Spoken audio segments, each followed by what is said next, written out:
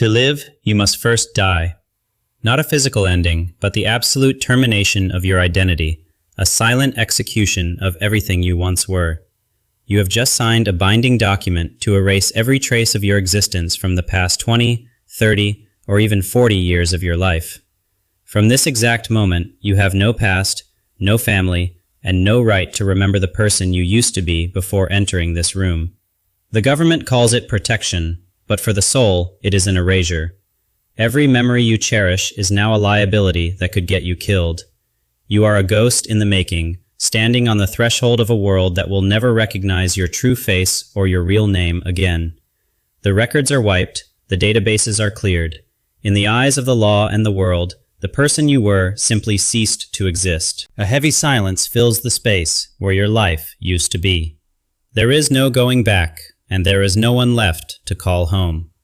Welcome to the Witness Protection Program. This is the anatomy of a disappearance where survival is the only currency and identity is the price paid. In psychology, our sense of self is built on the continuity of memory. We are the sum of our experiences, our friends, and our history. When WITSEC intervenes, they perform a brutal psychological surgery. They cut the threads that bind your present self to your foundational past. You are no longer allowed to know your birthplace or speak your father's name.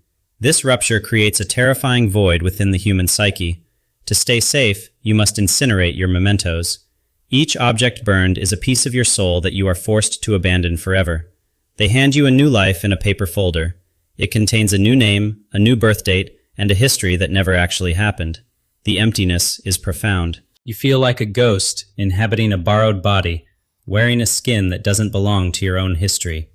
The psychological anchor is gone. Without the ability to reference your past, the mind begins to drift in a sea of manufactured lies. Digital death is just as final. Every comment, every photo, every digital footprint is scrubbed until the internet forgets you ever breathed.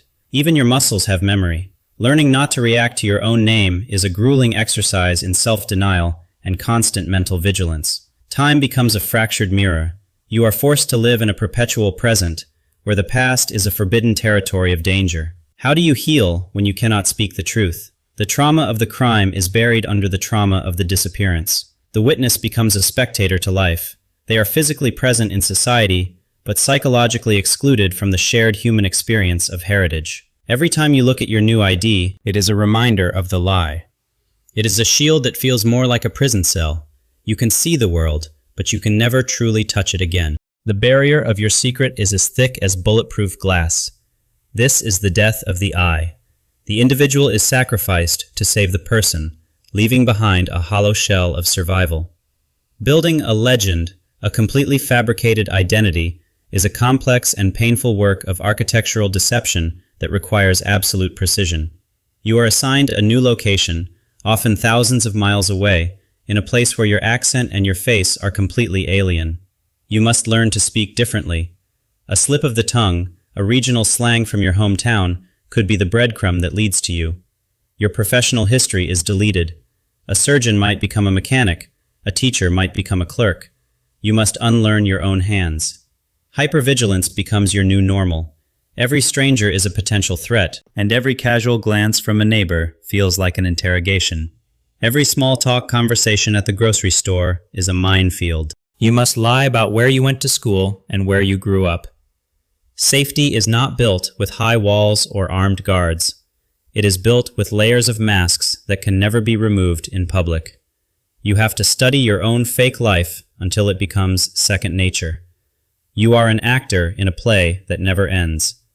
The pressure of maintaining the architecture of a lie is exhausting. The mind is constantly checking for cracks in its own manufactured story. The government creates backdated tax records, school transcripts, and employment histories. They build a paper ghost that looks like a real person. Your personality might even be altered.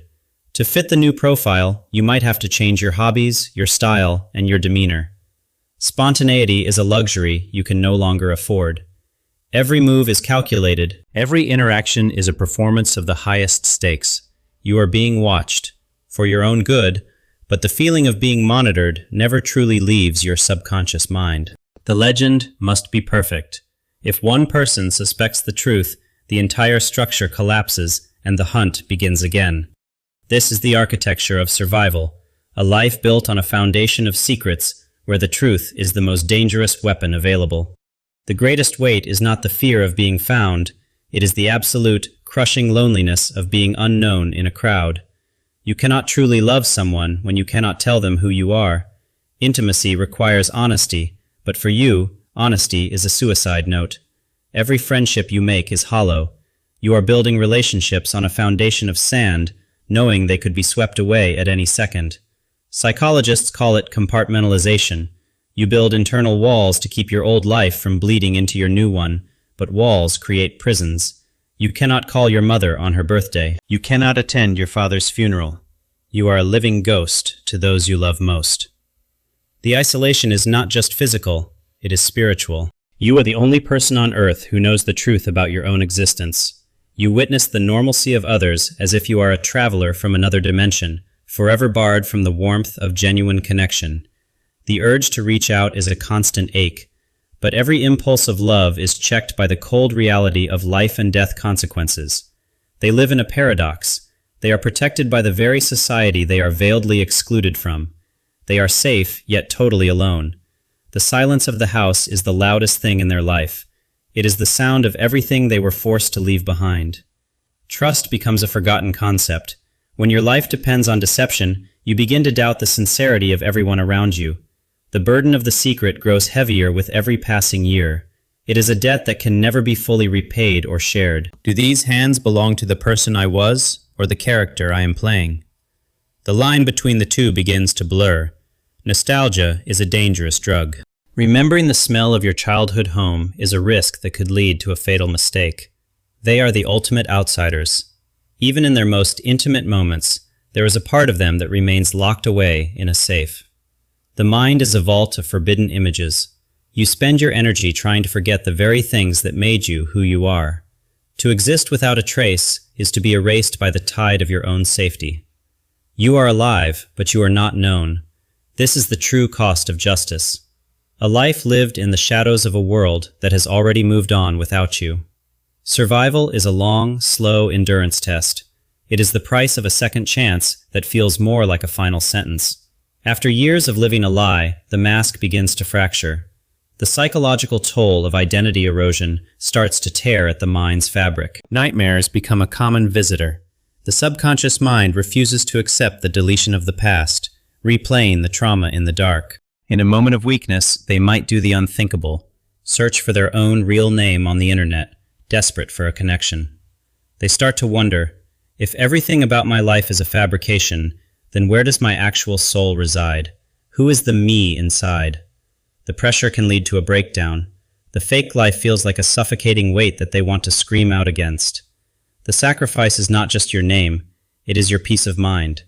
You are free from your enemies, but you are a prisoner of your own mind. PTSD is a constant companion for those in WITSEC. The brain remains in a perpetual state of fight or flight, even in total safety. The desperation to be seen for who you truly are can become overwhelming, a hunger that no amount of safety can ever satisfy. The irony of the program is that to save a life, it must destroy the person. It is a biological survival, but a social extinction.